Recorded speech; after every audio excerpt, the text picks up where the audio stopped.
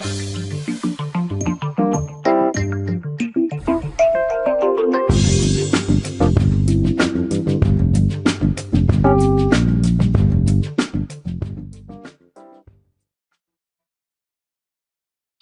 and welcome everyone to the second video in our series Pawn Structure 101.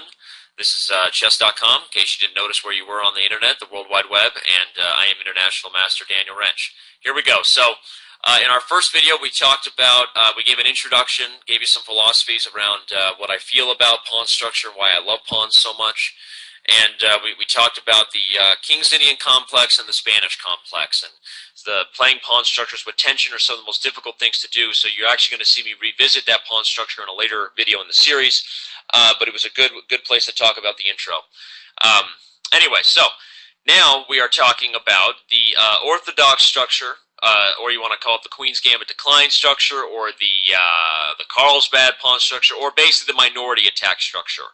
I don't really think it should be just referred to as a Queen's Gambit decline structure, because it can also occur commonly through some e4 openings, mainly the Caro-Kann. We're going to talk about that, how this structure can sort of be reversed. The one you're looking at right now where white's pawn is on c3 and black's pawn is on e6. And in those situations, you'll see that basically everything we talk about in our first lesson about this structure here sort of reversed. All the plans kind of from the opposite perspective. Okay, but with that being said, here we go. We are looking at the Orthodox structure or minority attack.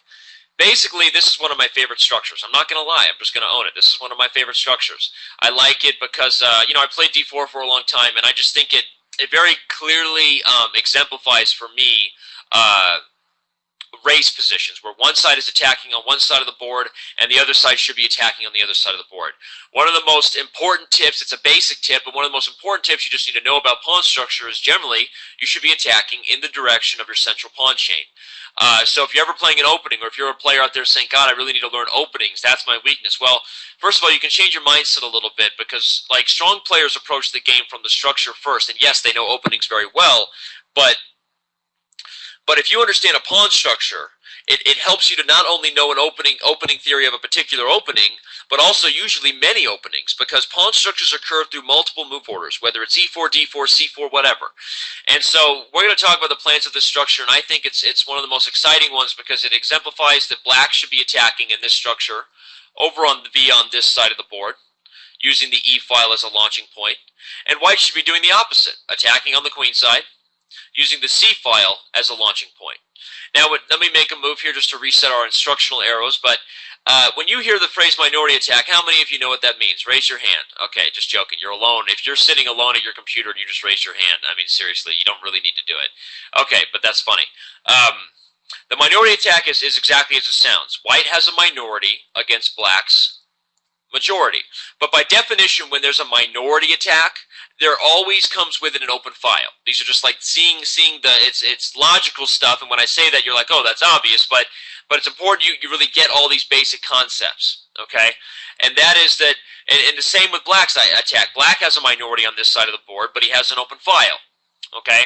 Minority attacks are always accompanied with an open file, just by definition. Now, white's minority attack is very simple. His plan is to push this pawn to b4, and whatever black does, let's just make a move, and get this pawn to b5.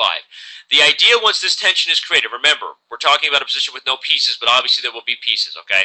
But once this tension is created, here are black's three bad choices. Either A, he allows a trade to happen on c6, which creates a backward pawn on an open file, which is always accompanied with an outpost square. Maybe a knight relocates to it, okay? Another thing, make a move here, another thing that can happen, one is to let me take, as I just said. The other is that you take.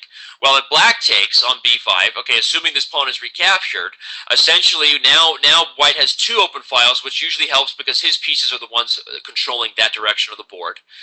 It also isolates your d5 pawn and creates a b7 target. And finally, if you push the pawn, once this pawn is taken, obviously black will be recapturing, but it always leaves you with an isolated pawn on an open file. So the minority attack is a positional attack. It's based around attacking a structure where basically black can't stop it. This plan is coming. You know, in some cases, black can try to play a6, which only makes white play a4, but there is no real way, without creating weaknesses voluntarily, there is no real way for black to prevent the minority attack when it comes to this orthodox Queen's Gambit decline structure.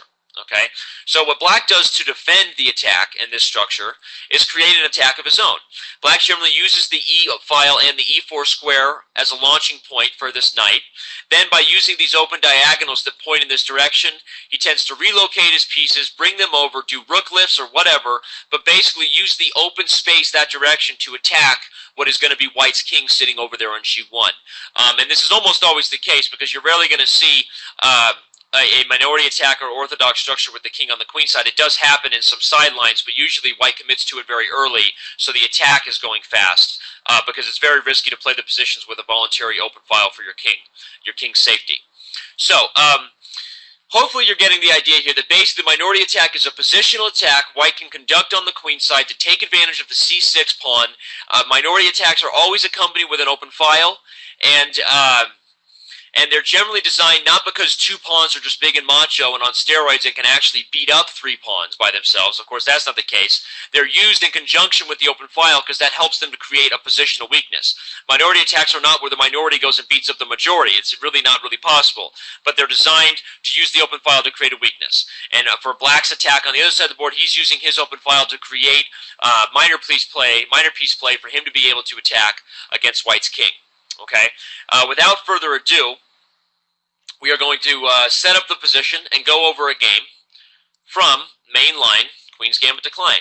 I want to make a note as I talk about this that I really feel like just playing main line Queen's Gambit Declined if you're black, you know, and rather than going for like sharp Botvinnik Slavs or even playing the Slav move order, you know, where you're taking on c5 even earlier or in a mainline Slav like this. I think that the mainline Carlsbad QGD Orthodox Structure is a very underrated way for black to play.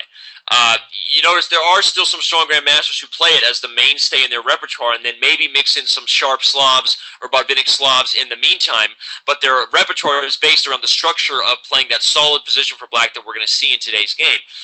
Bruzon Batista is a grandmaster, one of them. He has some recent games. You can look Onashuk Bruzon from 2005, Rajabov Bruzon 2006. There's some good games to show that he's able to play that stuff as black. Now, when he's playing the best players in the world, sometimes he gets killed, but you know, it's life. All right, so bishop e7, e3, cackle, bishop d3, knight bd7. Typically, this is the moment where you will see white capture. The reason is that if he continues to neglect it, once black has completed his development, black will oftentimes capture and play c5, which is this right here is a Caro-Slav structure, which will be the feature of much later videos in this series to talk about the Caro-Slav structure, which can be occurred from the Slavs and Caro-Khans typically. But we'll talk about that later. So typically, because black is getting c5 so quickly, which is his main idea in the Caro-Slav, it is at this moment, once the knight has gone to d7, the white will capture here on d5. And the reason is that also if black doesn't want to do this anymore based on the fact that the c-file is now naked, which would allow white to get easy play over there because this knight has developed awkwardly. So basically what I'm saying is that's why you wouldn't necessarily take it here, is because black can not only take this way, but also take this way, followed by knight to c6, and the structure is relatively equal. So, instead, white takes on d5 now, he cackles, black plays rook e8, white plays queen to c2, black plays knight to f8, and white plays 11 h3. This is the mainline minority attack, ladies and gentlemen. The crowd goes wild. Woohoo, right? Anyway, no, this is good theory for you. We just did 11 moves of theory, you know, really sort of speeding past the development. All those moves are logical, but want to get to this structure and not waste too much time. Okay, here's the deal. There are chapters and books and databases that are even just referred to as the 11h3 minority attack, because that has basically become the standard move for white. There are several famous games: Christensen, Yermolinsky U.S. Championship, Yermolinsky Kaidanov. There's some really good games in the late 80s, mid 90s in the Carlsbad Orthodox structure here for black. The basic idea behind h3 is simple. Even though the immediate idea of bishop g4 is not really a threat for black, at some point it might be the use of this square that helps black get his attack going.